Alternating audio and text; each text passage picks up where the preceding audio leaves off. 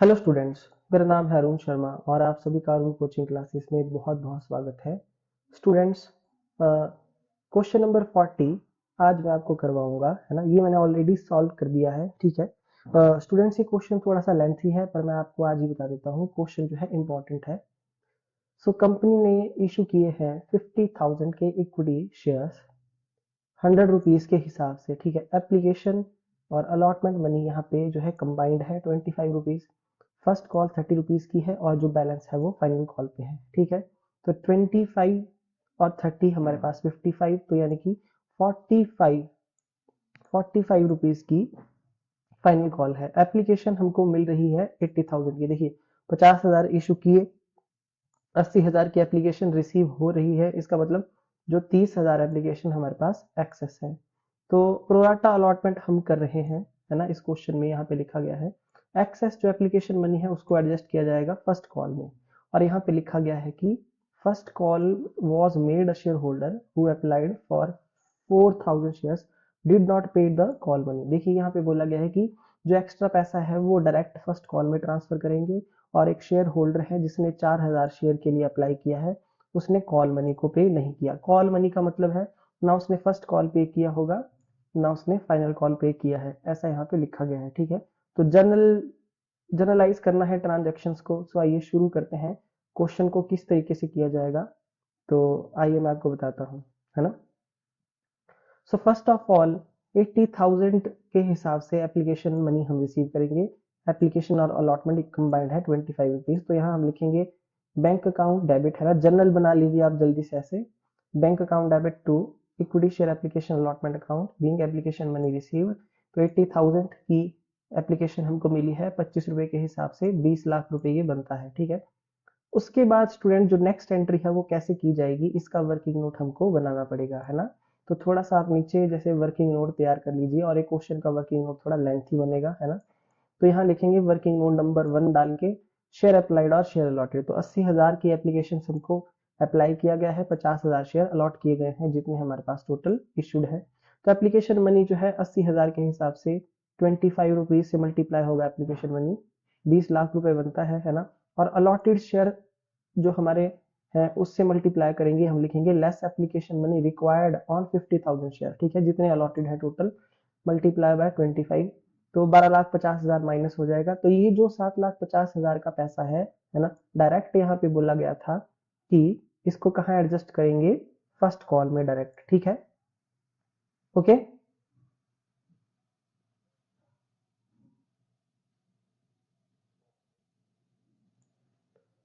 उसके बाद नेक्स्ट यहाँ पे हम क्या लिखेंगे, calculation of net amount received on first call. देखिए, यहाँ पे बोला गया है कि जब फर्स्ट कॉल को मांगा गया, है ना, तो जिस शेयर होल्डर ने 4,000 जिसके पास अप्लाई थे, मतलब अप्लाइड जिसने 4,000 के लिए किया था उसने कॉल मनी को पे यहाँ पर नहीं किया है, ठीक है।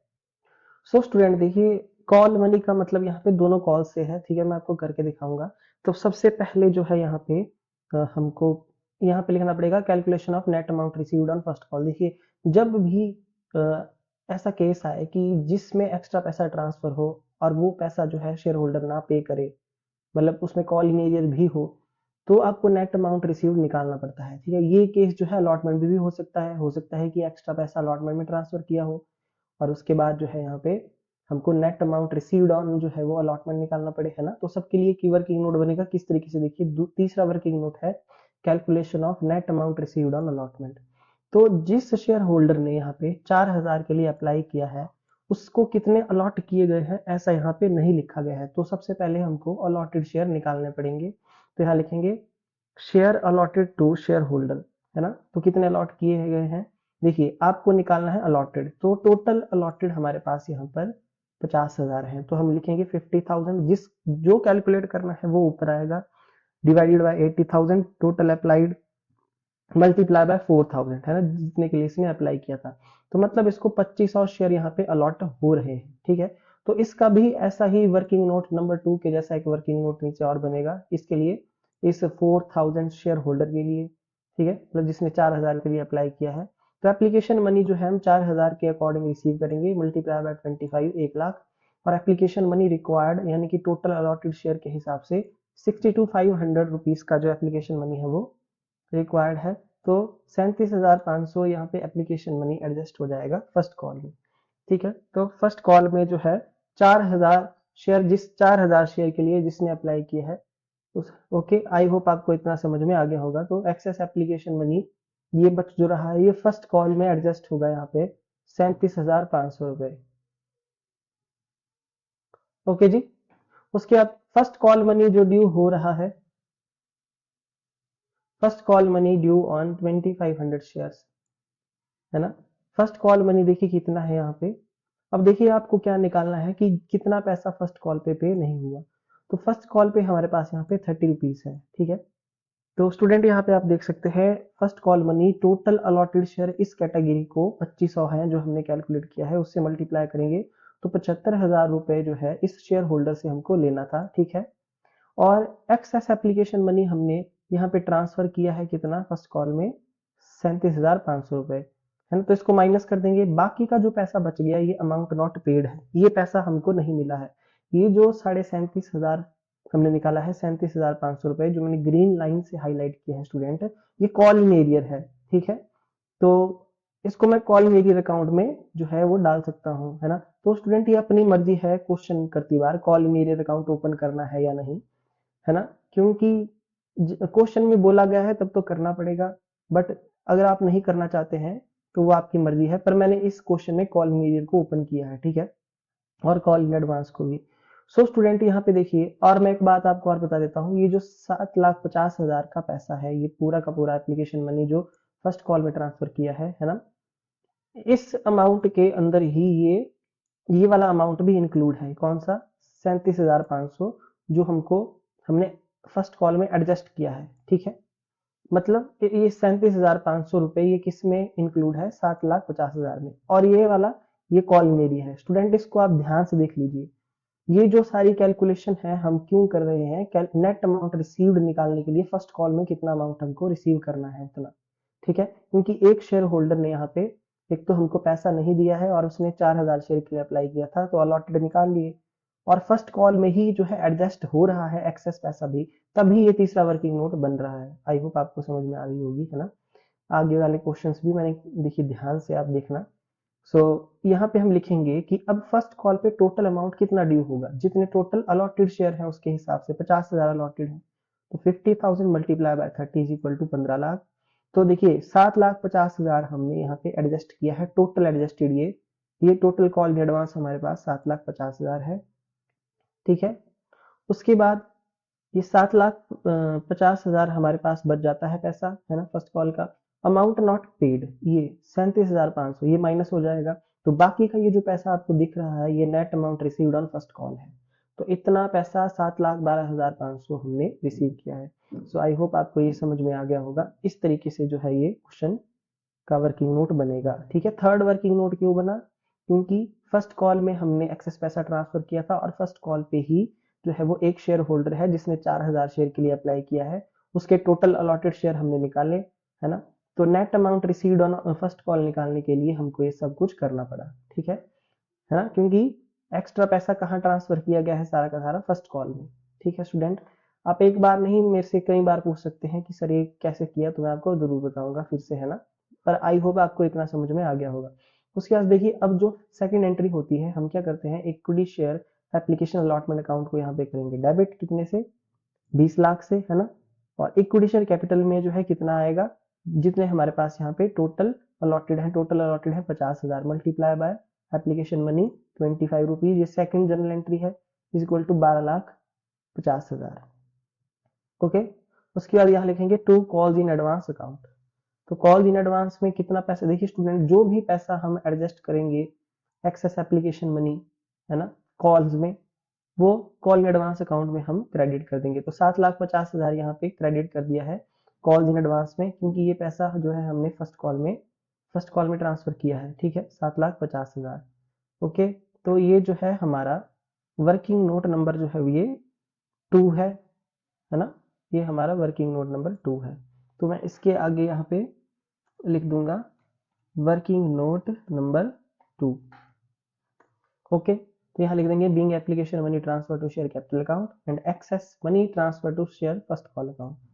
ठीक है, एक्सेस मनी को फर्स्ट कॉल में ट्रांसफर किया गया है। ओके, उसके बाद फर्स्ट कॉल मनी यहाँ पे ड्यू होगा, तो हमारे पास 50,000 के शेयर हैं टोटल अलॉटेड, मल्टीप्लाई बाय 30, है ना। अलॉटमेंट मनी ड्यू हुआ 15 लाख से, तो यहाँ लिखेंगे बैंक अकाउंट डेबिट। देखिए स्टूडेंट, मैंने वर्किंग नोट में निकाला है ये अमाउंट कि 7,12,500 net amount received on first call, ये हमने रिसीव किया है पैसा। तो वर्किंग नोट नंबर 3 यहाँ पे 7,12,500। कॉल्स इन एडवांस में भी मैंने आपको बताया ये क्रेडिट किया था यहाँ पे। तो कॉल जब रिसीव करेंगे तो ये डेबिट होगा 7,50,000, ये हमने at the time application adjust कर दिया है पैसा, कॉल इन एडवांस में चला गया। और वर्किंग नोट नंबर 3 37,500, ये कहाँ से आया? ये जो पैसा है स्टूडेंट, ये amount not paid on first call, ये है ना। तो ये हमने कैलकुलेट किया है वर्किंग नोट नंबर 3 में। तो इसके आगे लिखेंगे working note number 3, calls in arrear है। ये क्या है?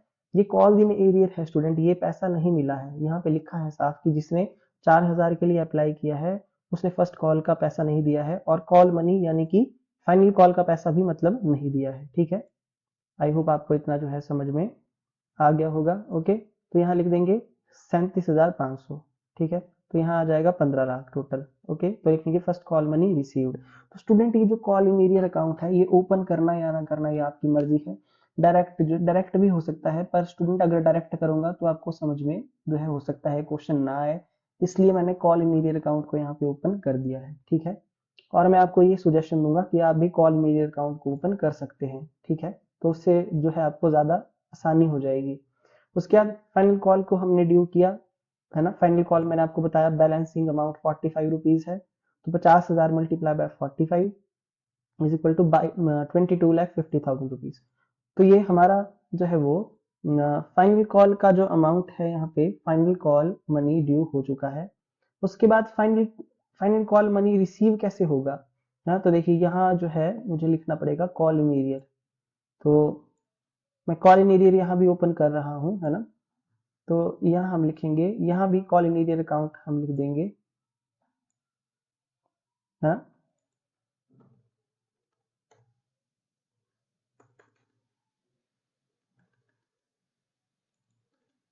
तो स्टूडेंट यहाँ पे कॉल इन एरियर का पैसा कैसे आएगा कि ये जो शेयर होल्डर है इसको अलॉट हुए हैं 2500 शेयर, है ना। यहाँ पे देखिए मैंने निकाले हैं ये अलॉटेड शेयर 2500 मैंने कैलकुलेट किए हैं, मल्टीप्लाई बाय 40 रुपीज, क्यों ये सॉरी 45 रुपीज, 45 रुपीज की आपके पास क्या है यहाँ पे 45 रुपीज की कॉल इन एरियर यहाँ पे डेबिट हो जाएगी। ठीक है,